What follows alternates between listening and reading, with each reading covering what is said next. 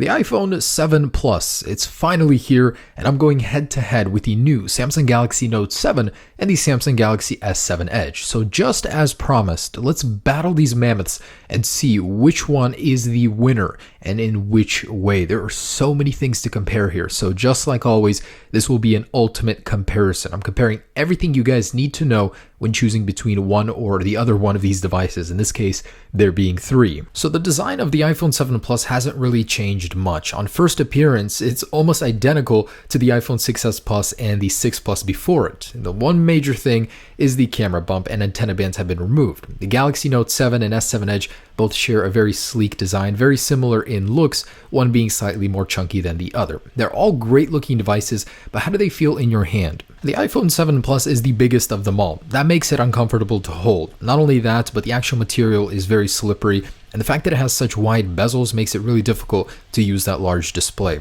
So the Galaxy Note 7 has the biggest display of them all, yet it's one of the smallest devices here. It's very easy to grip, and at times I actually kind of wish the bezels were a little bit thicker on the Note 7, just because I find myself triggering things on the display, the overlap when holding it. But the Galaxy S7 Edge is the smallest of all three phones. It is extremely comfortable to hold on to. So while both phones are holding on to the designs from the previous generation, the Galaxy Note 7 and S7 Edge are both the more sleeker looking devices. They both look brand new. In terms of actual sizing, the iPhone 7 Plus is the heaviest device, despite having the smallest display, and the Note 7 is the second chunkiest, with the S7 Edge being the slimmest and thinnest design. And a quick look at the bottom of the phones reveals that they're all using different ports. The iPhone with Lightning, Note 7 with USB-C, and micro USB on the S7 Edge. So moving on to build, all three phones here do share a water resistance capability. However, the iPhone 7 Plus has the weakest rating of the bunch, IP67 versus IP68 on the Galaxies. So that means you can only take it up to a meter underwater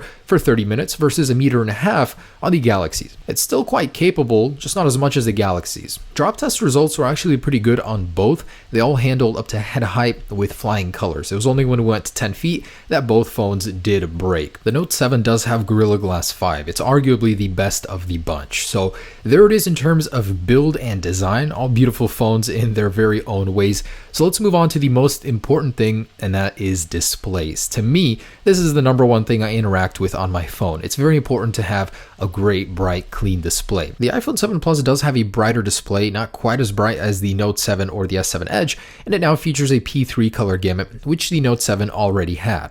Now, DisplayMate gave the iPhone 7 Plus high praise, saying it was the most color accurate display that they have ever measured. That is incredible. The iPhone 7 Plus did come a long way in terms of tech. It just reached a barrier because LCD can't go much higher. OLED is the future, and Apple's going to be shifting to OLED tech next year, and I went ahead and compared all of these displays in low light. The darker colors definitely appear more dark as there is an infinite contrast ratio on OLED panels. It looks great on all of them, the colors especially. It's just when you get into the more darker stuff that on the Galaxy's OLED panels, you can definitely see less light bleeding through. It's very interesting how every single phone here has a unique perk when it comes to display technology. The iPhone 7 Plus has 3D Touch, which actually comes in very handy. It's a pressure-sensitive display, and the Samsung Galaxy Note 7 has its unique S Pen. So it's a stylus that can revolutionize how you use your device. It's more for professional use.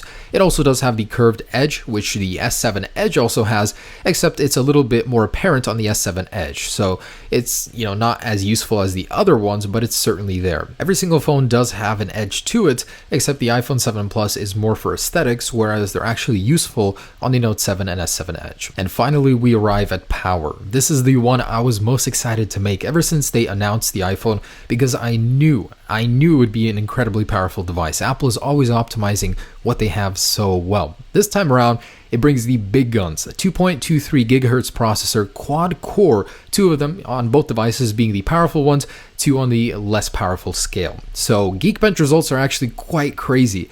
The iPhone 7 Plus outdoes the S7 Edge and Note 7 as they share the same processor by a wide margin. Next up, I went ahead and ran Antutu benchmarks. I wanted to see what the scores would be, and at the same time, I went ahead and measured how hot the device would get on its hottest point. So after completing these benchmarks, the scores were apparently much higher on the iPhone 7 Plus, and when it comes to heating up, the iPhone 7 Plus did heat up the most. And next up, I did some synchronized launching of applications. Starting with Snapchat, the iPhone 7 Plus was almost instant. And yes, the multitasking cache was cleared on all devices, so that's quite a difference there. That's something you're going to use multiple times a day. Next up, I went ahead and launched Pokemon Go. I know this does take a while, and surprisingly on the iPhone 7 Plus, it was near instant. On the other devices, it took almost twice as long. That's crazy. Looking at wireless, there's really not too much to say here. The iPhone 7 Plus is the most capable as a traveling phone.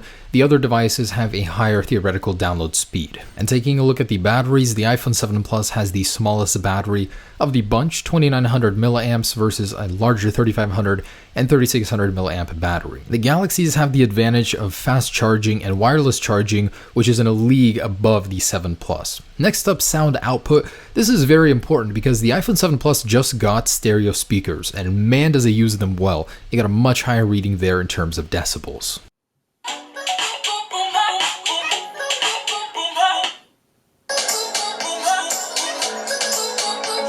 And just how fast can you unlock your phone? The Note 7 unlocked first, with the S7 Edge second, iPhone 7 Plus in third, and Iris Scanner last. So we arrive at the big one, cameras. The iPhone 7 Plus has a complete overhaul in that department. It now has a dual lens camera with 4 LED flash, and I'm just amazed at how good it is. I've been using it for a while now. So I'm gonna let you guys sit back and enjoy the footage I shot comparing these devices. Note 7 versus 7 Plus. So this is a movement test. I just want to show you guys the actual movement between these phones. So they're both pretty steady. I mean, both have optical video stabilization, which is pretty standard nowadays.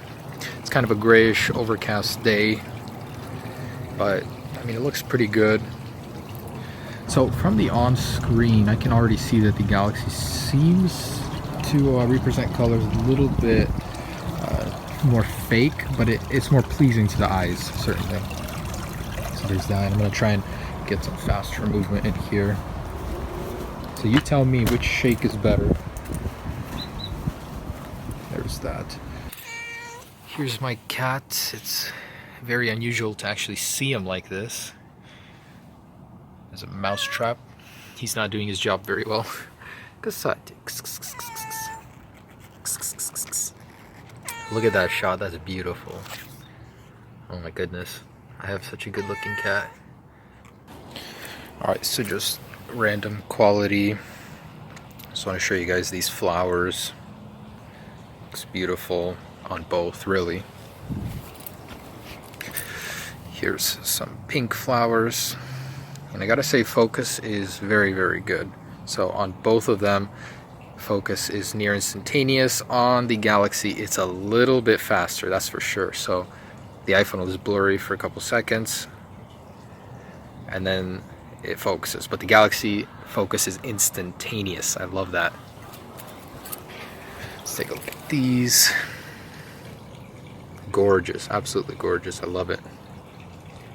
Here's some pink and red in the same shot, and some blue. The low light environment test. It's very, very dark in here, and I don't know, it looks pretty good on both actually. The Galaxy seems a little bit noisier, but you can make out more details in the colors. So both are very good. These are both the best low light cameras you could possibly get right now on a phone. So great stuff. And here are some pictures, and I'm using the portrait mode on the 7 Plus on the left in this shot, and this is it without it. So quite a difference, huh? Overall, very, very good quality, very comparable. The iPhone 7 Plus seems to do very well in terms of colors, much better versus the 6S Plus. And I'm so happy Apple is actually focusing on great quality with the front-facing camera. It's now 7 megapixels, and yes, the quality is better comparing it to the Galaxies. So I'm just going to show you from the front some colors, just so you guys get an idea of how this looks, and I want to test the audio as well. So audio is very important, and filming with either one of these guys, you're gonna get different audio, of course. Seems to be pretty good on both. That's my pond. Let's check out some low light over here with some chickens. Chickens. What's up, guys? Everything Apple Pro here, guys. Check it out. That's the iPhone 7 Plus. You won't believe how good the quality is.